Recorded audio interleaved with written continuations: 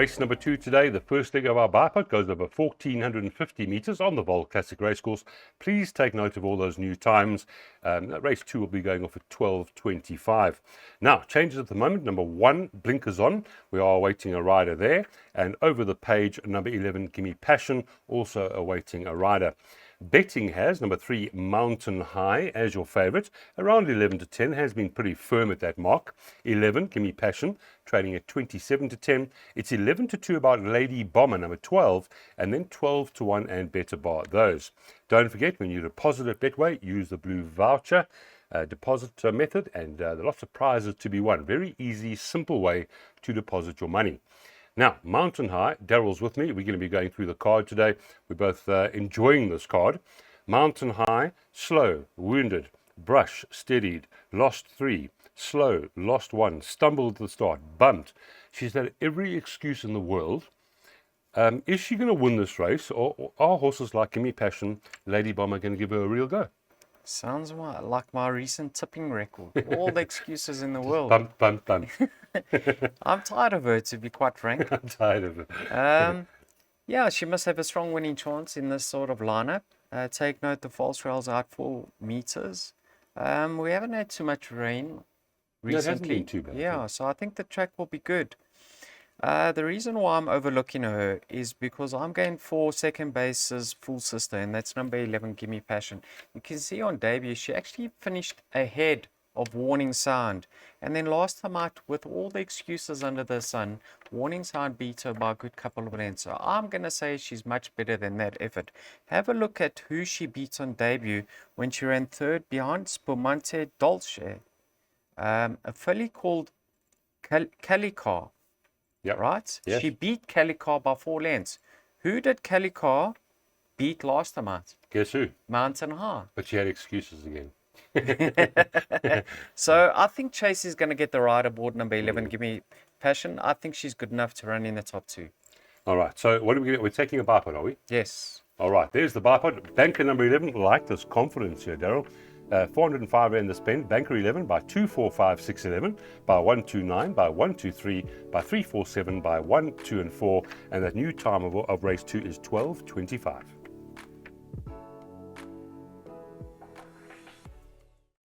Race number 3 is where the PA starts this afternoon. They're running over the 1,450 again. Note the new off time, 1,300 hours, and this is a classified stakes.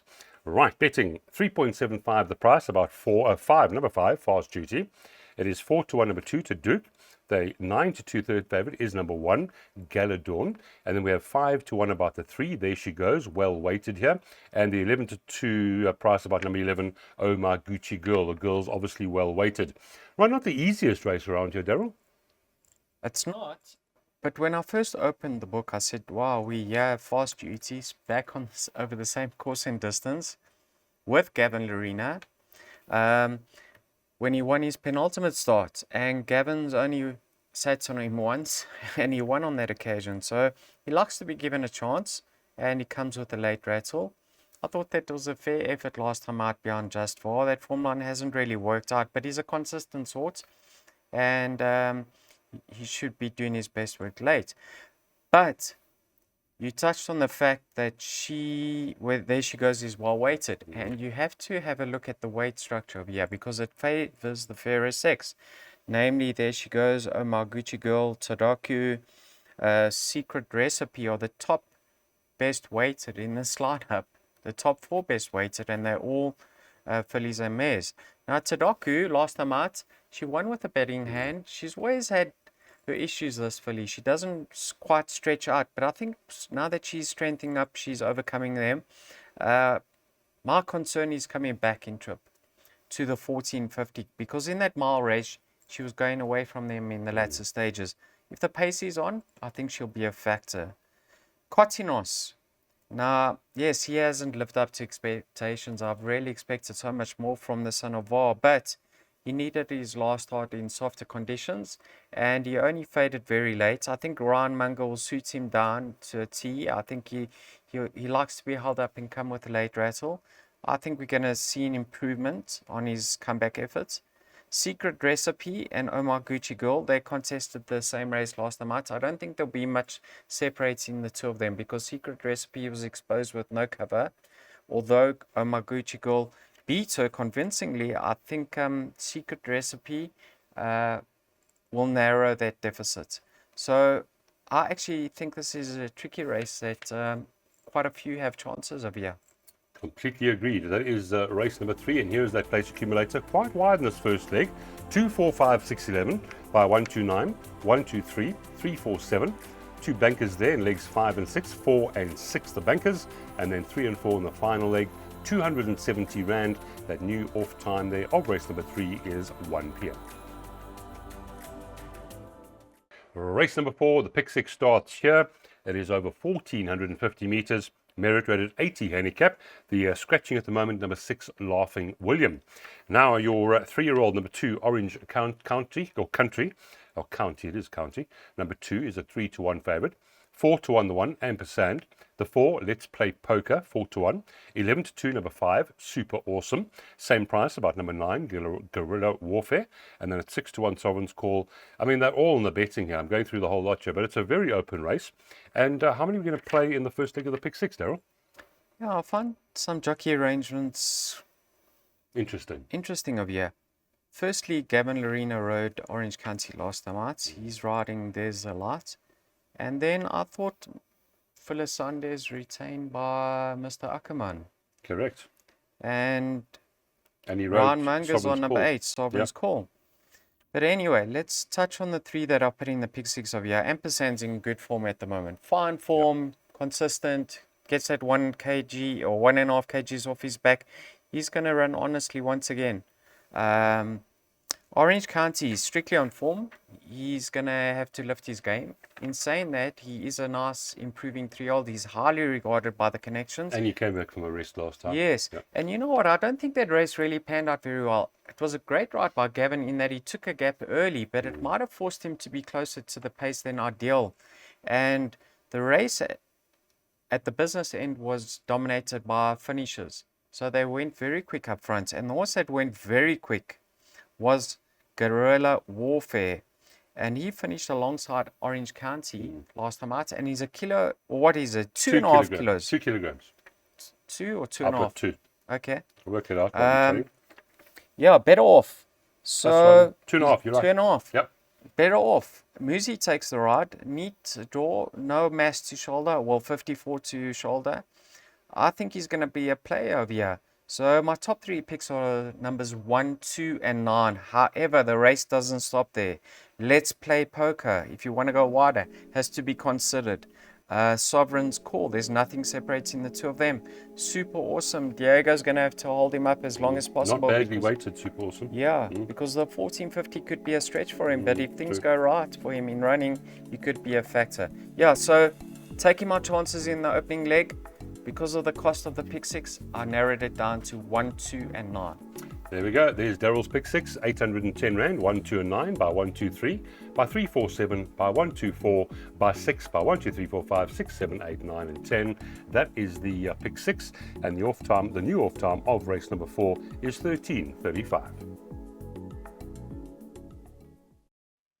Here's the race for you. Jackpot 1 starts here. New off time, 14:10. Pinnacle Stakes over 1,500 meters. You can take out number 2, Barbaresco, who had a cracking win on the weekend.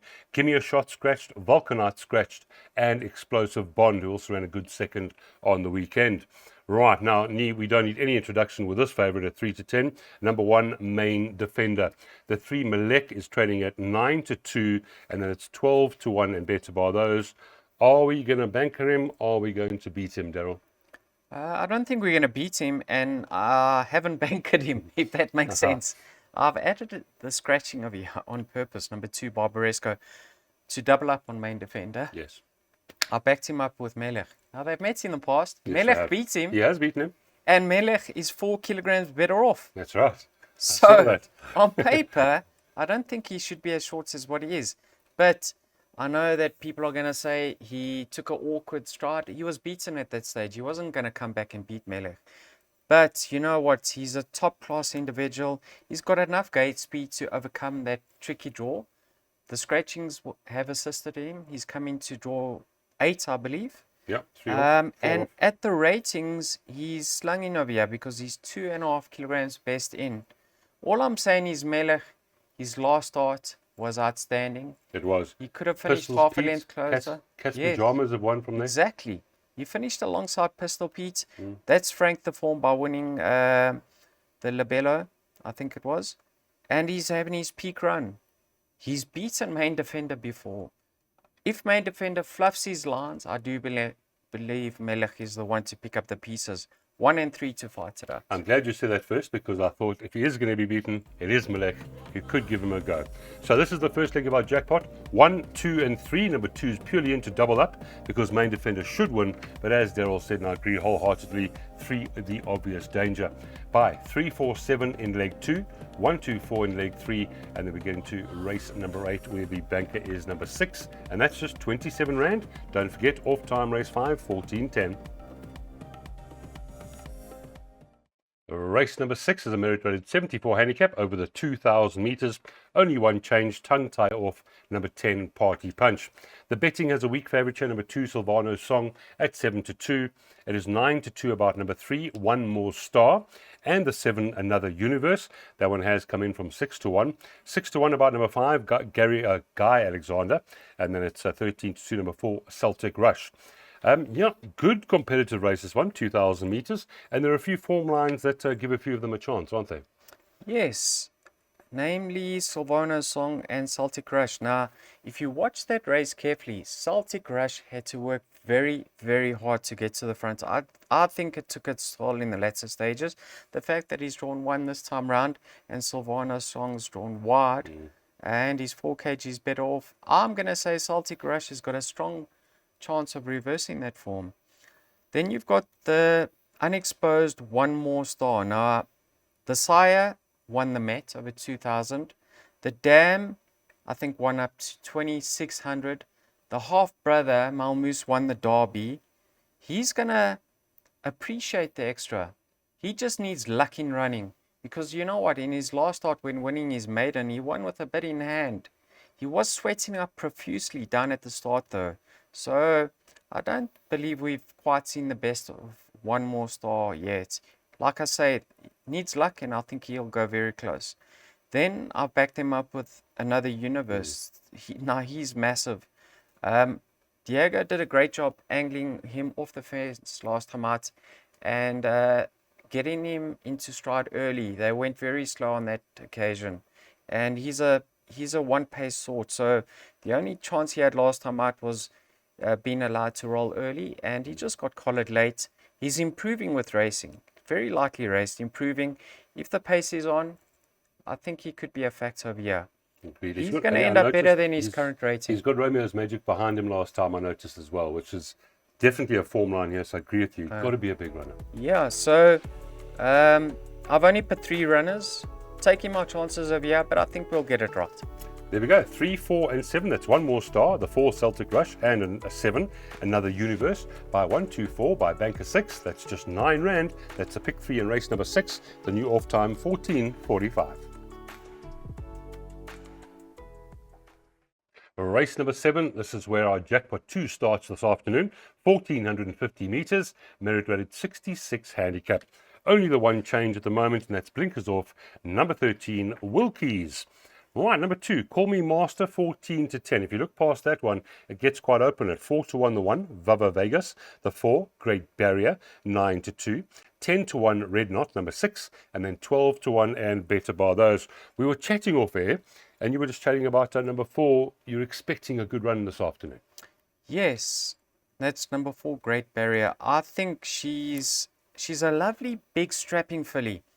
And I don't quite believe we've seen the best of her yet. I like the fact that her ratings come down to 65, and I love the fact that she's drawn 1, because her biggest rival is drawn out off the park. Oh yeah, back in the grandstand. In the grandstand, Yeah, on the highway. Yeah. And that is Call Me Master. Now back to Great Barrier. You know, I believe from that stall gate she really should get the run of the race. Last time out with the blinkers, they gave her a chance, and she finished that race off smartly. She ran all the way down to the line. So she's not a tearaway type with the blinkers. Muzi will just settle her and pace dependent, either be in front or just off the pace. She will, or I'm hoping she gets the run of the race. She's very fit, and off her current rating of 65 in this lineup, I think, despite her taking on the boys, I think it's a great race that Candice has found for her to notch up another victory. I have respect for Call Me Master. I think he's a little bit skinny in the market because there's a lot of horses in this race that are off form, and you don't want to be caught behind runners that are going nowhere in a hurry. And Gavin's going to have his work cut out from that stall gate. If he comes out slow, I think his hands are tied because he may find himself out of his ground. 12, turning 14 lengths behind it. Yeah. So then he's going to have to really rattle home to get the job done. He's going to need luck in running. And he's been proving stubborn at the pens recently. So I'll give him a chance. I just believe he's a little bit skinny. And then number 1, Vaal Vegas, forms part of my play. Last time out, in that Count Invicto run, that was a very, very competitive lineup. Some lovely sorts in that race. Back in a weaker race, back around the bend, we'll see an improved run, especially on his last start. Right, hoping for Yanni. This horse runs a great one. Very passionate man, doesn't quite have the horses. But here we go. The win on number 4, Great Barrier, currently 9-2. That is the play for Darryl in race number 7, 100 Rand win. And that's off at 15.20. Race number 8 is a 1200 meter sprint, and it is a merit rated 96 handicap. New off time there 15.55. Scratch number 1, Silver Tudor, and number 3, Simric. Those two are out, leaving just 9 runners. Now your favorite here is number 6, Roll with the Punches. That is at 18-10. 7-2, number 5, Black Egret, returns to Gauteng or Joburg. 7-1, number 2, Tsar Bomber, and the 7, Daring Dash, also at 7-1. 17-2, number 9, Midnight Gem, and then 10-1 and Better Bar those. Roll with the Punches. I think he's had a few times he's missed racing with a rain and all. Yes. He comes back here. Is he the right one, or is that price a bit skinny? You're 100% right. He was meant to run recently, and he was scratched for this race in mind. I think so. Yes, I agree. Yes, yeah. I thought that. So now Gavin reunites with the son of Active War, and Gavin's won on him in the past. I'm just having a look if his last one. No, his last one was with Dennis Schwartz. But have a look at this lineup. He's very fit. He's off the very competitive rating. He's well drawn. There's so much in his favor. Yeah, there's so much in his favor that it's a case of this is a perfect opportunity for him and to get it. If you remember earlier in his career, he was like the fastest horse in the country. He's learned to settle a bit. Exactly, he's not a tearaway anymore. So I know in the computer form it says pulling hard last time out. I don't believe that was the case because I purposely went and watched the replay. What happened over there was Bob's your uncle was going to be caught wide, and Craig Zaki moved across and cut in front of him, which forced Trent to take back on him. And he ran all the way to the line. The runner-up and the winner got first run on him, but he was closing in slightly on that occasion. This horse, in my mind, will go very, very close to winning. I know it's been a long time between drinks for him, 700 odd days. 17 days. But I believe he deserves another victory, and I'm going to be in his camp in a big, big way. I think he's worth a punt at 18-10. If you're playing trifectas and quartets, many people don't punt horses at this price. But if you're playing trifectas and quartets, have a look at number 8, Sion the Conqueror. A few runs back, he landed a bit of a gamble over this very course and distance. He races well fresh. He's got no weight to shoulder. Well, 55.5 to shoulder from a neat draw. Jared Penny grabs all opportunities with both hands. And I believe this horse will be running on and doing his best work late. But for me, the punts of the day, roll with the punches. There we go. We're rolling with the punches in race number 8, the final leg of our Jackpot 1. And there it is. Win. Darryl's confident. This could be his day. 717 days he hasn't won. Today's the day.